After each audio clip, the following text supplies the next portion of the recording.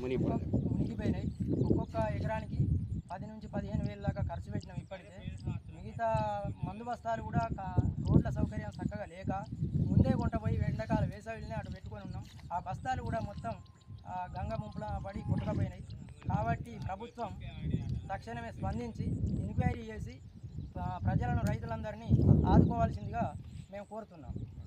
ఇంచపల్లి సూపాక జనగామ గ్రామ పంచాయతీలో మేము రైతులం కాబట్టి మేము ఈ సంవత్సరం పత్తి వేయడం జరిగింది. పత్తి వేసుడుతో గంగా పనిత గోదావరి ఉప్పొంగి మా చేళ్ళన్నీ మొత్తడం మునగడం జరిగింది. కాబట్టి మాకు రహదారులు సౌకర్యాలు లేక ఎండాకాలమే మేము మందు బస్తాలు కూడా చేళ్ళ వద్దనే పెట్టుకుంటాం కాబట్టి ఆ మందు బస్తాలు కూడా మునిగిపోవడం జరిగింది. మాకు ఎకరానికి 10 నుంచి 12,000 రూపాయలు ఖర్చు రావడం జరిగింది. కాబట్టి దయచేసి ప్రభుత్వం మమ్మల్ని ఆదుకోవాలని మేము కోరుకుంటున్నాం వెంబడే.